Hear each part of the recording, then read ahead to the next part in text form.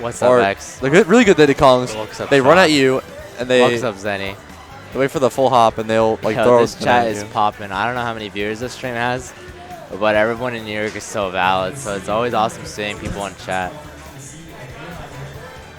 On stream, you're on the left side, but like you're in reality, you're on the right side. I mean, that's just how a camera works, Gatsby.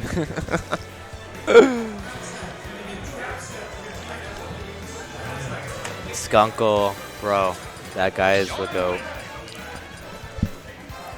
What do you say? Are we getting into it? Oh, we're getting into it. Diddy Kong, right. Diddy Kong versus Young Link. Now I know a couple of players in this bracket that really don't want to fight EJJ. So I don't want to fight EJJ, and I'm not even in this bracket. I mean, yeah, EJJ is so good, like. And Diddy is just like a character that's so slippery and like look at the banana. The banana is just doing things. Yeah, and here we go. We got Diddy Kong. EJJ is starting the match with the Z-drop. Right away, I'm like noticing EJJ is so good at just like if he uses the banana, he's right away catching it again. Like any situation, like if he's throwing it, he's Z-dropping it, he's catching it. He wants that banana in his hand all the time. Taking full use of the banana is definitely key to optimizing Diddy Kong. It's so optimal. Sure. And EJJ, like, just chilling out, neutral, not pushing anything, not forcing anything. No, he has the lead, which is respectful. Ooh. Mr. Saturn needs to get this, get a hit in, you know? I see the Smash 4 Diddy in me with a down tilt grab, but EJJ knows better. Oh, good side B. It covered roll and ink, roll out, like, oh, man. Good side B. Yeah, ooh. Oh, wow. That he probably expected him, I don't know. A little bit sus DI, but there's some things he could have thought of, like maybe he was trying to DI out of a combo, and he was like, I don't know.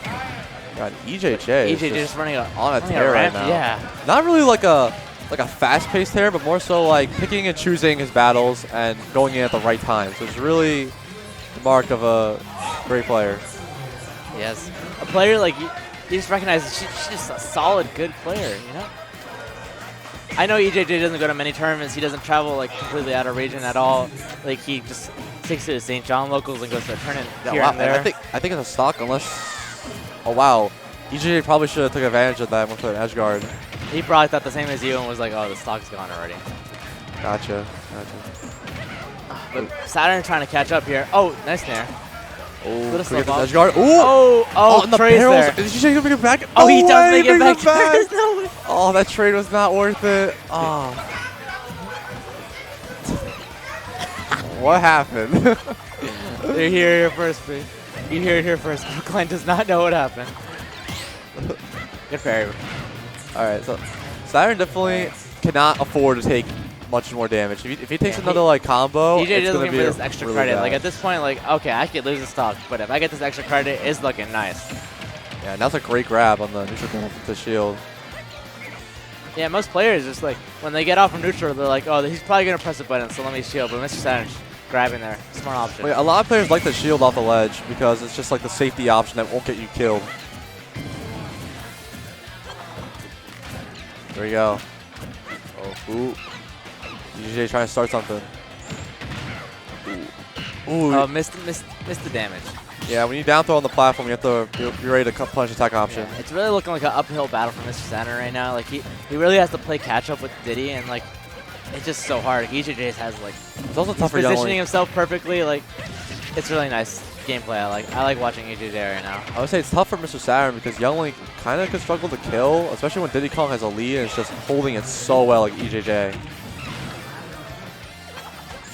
Here we go, the ledge trap. Use the boomerang to press the pressure. I liked it. I liked it. We're going to see edge guard to finish it off. Now EJ's going to play it safe. Stay on the stage. When you're at a $1,000 pop bonus and you can go away with $1,000 to win this whole tournament, I would assume everyone's going to play the safest they can. And oh my god, almost killing there with... That is true, but one thing I told a couple of players here, that whoever is over the nerves the quickest, whoever's the most confident is going to take it today. Oh. Ooh. Hey. Oh, wow. I think we're going to see a lot of that today. The up tilt. Killing. That must have been bad DI, but like I'm not even sure how you're supposed to DI that. Or if he was even ready to DI that at all. Let's look at this replay. Just for the boomerang. See, most players would have gone for something like aggressive there, but Mr. Saturn playing it safe. Like in this tournament, I feel like we're just going to see a lot of people playing really safe, really defensive, and like choosing their safest options because they I don't mean, want to risk anything. Like, this is for the money. Like, we're playing here for the money. I mean, playing safe is definitely a good thing, but you definitely can't be. Yeah, for sure. You can't crack under the pressure. For sure. And here we have the coaching. Dylan Waidu. Now Dylan and Waidu, I'd say definitely have very different perspectives on this game, just from talking to them both about Smash. Waidu, as we said before, he knows more about like characters and game knowledge. He also could definitely give about knowledge about how to beat EJJ as a player, but Waidu's definitely could be saying things like you can't punish monkey flip with a grab because he's going to spot dodge up tilt, for example. Dill probably, what do you think is Dill saying? She's probably telling him, like, you're playing really good. Like, just keep playing your game plan. I don't know. I haven't talked to much Dill about the game, but playing Dill, talking to Dill, she's such a smart player. Like, I can't imagine her giving any piece of bad advice. She's also really good. Like, I think one of her specialties is adaptation. And I think going into this tournament, if you're getting coached by Dill, she's going to be pretty good going into it. I mean, every coach is. Like, everyone has something to bring to the table. And I think when you're the coach and your player wins the first game, you definitely don't have to or want to give too much information because of just you don't want to overwhelm them. You don't want to mess up their plan. They took the first game for a reason. They're obviously fine.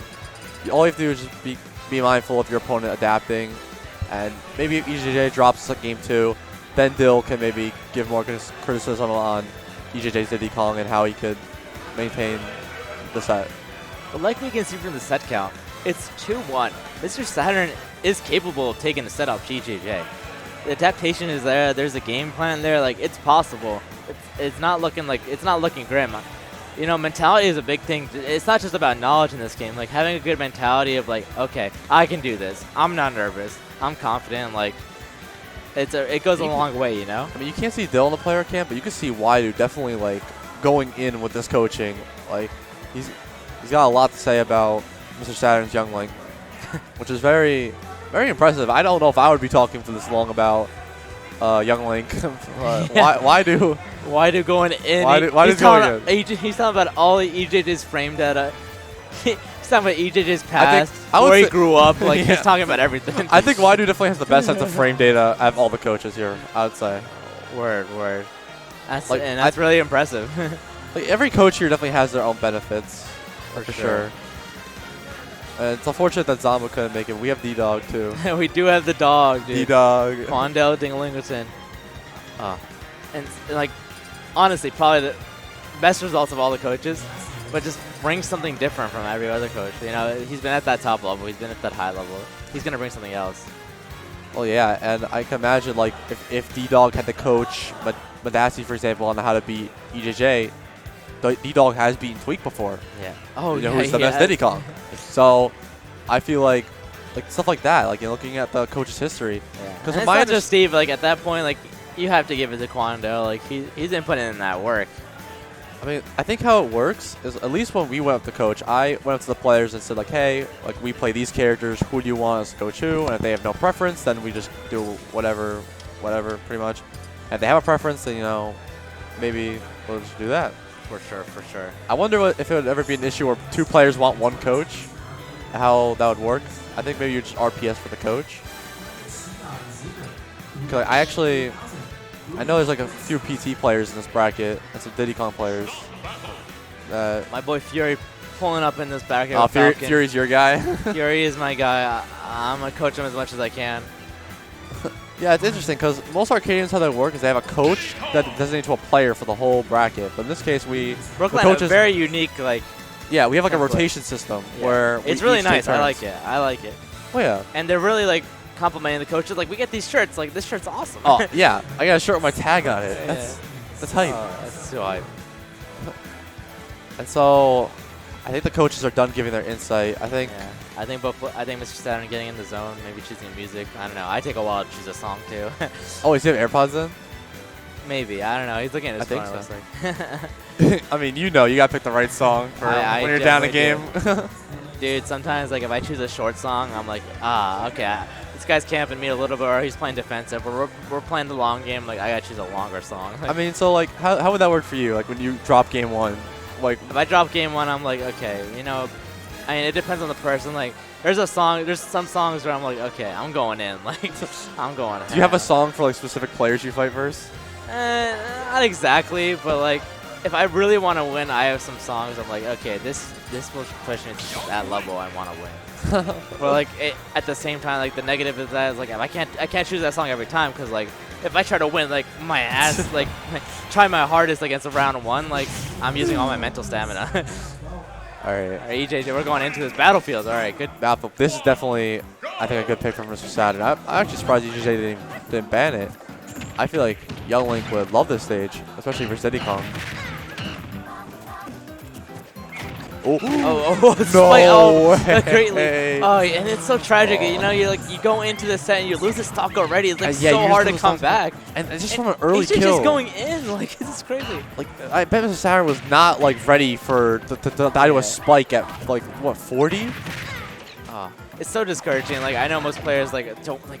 It's just so like easy to give up. Like, oh man, I don't want to do this. Especially I respect him, Mr. Saturn. Like, he seems like he's gonna keep trying like his best. Like, it's possible. Like, it's not, nothing's impossible in this game to win. Especially versus a player like EJJ, I feel like once you lose a lead versus him and like it's like too much percent, like I feel like it can feel like the end of the world. Diddy, like, Diddy's gonna push that banana down. It's like, okay, your turn, pick a move, and I will pick for you. Yeah, it's just like looking at Mr. Saturn has a stage control, but EJJ's just gonna get out of there with a monkey flip. Monkey flip is so good to be aggressive or to disengage from situations, for sure.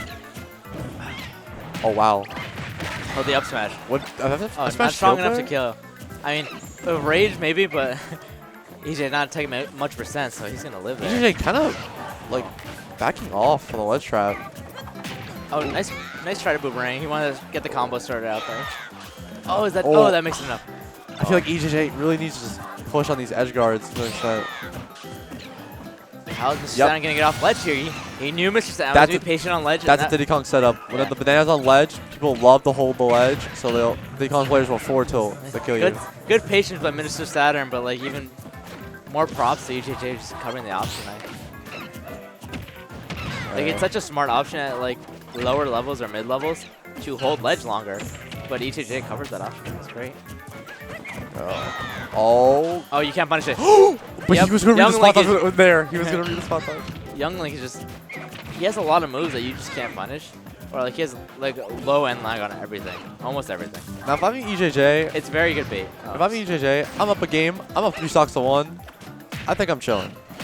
You are big chilling. Like 125 3 stocks to a 94 last stock, and he knew he was gonna hold. I would go for an edge guard here.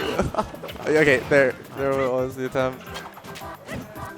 Oh, and look at those down tilts. Like you really like lower committal moves. Let's see what he's gonna do here.